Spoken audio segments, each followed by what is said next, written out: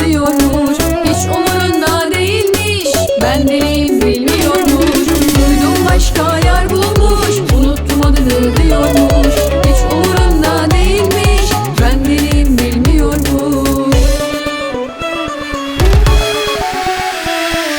Bu gece kafayı tırlattım, hiç iyi değilim oynattım. Yüreğimi ateşe attım, yak yak yak yak yak yak.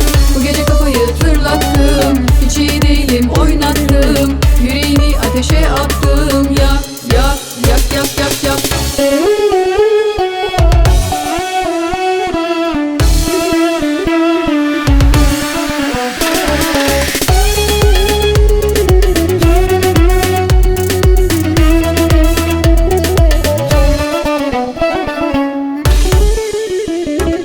Hey adamım, ayık ol bakalım, dur bakalım, geri dur bakalım.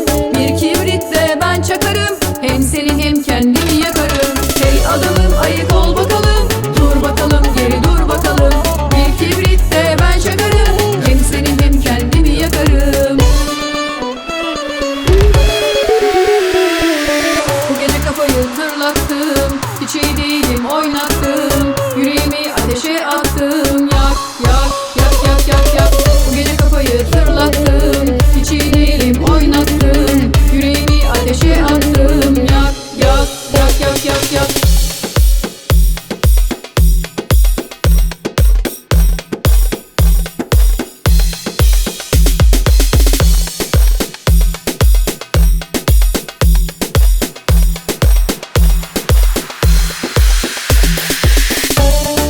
Tırlattım,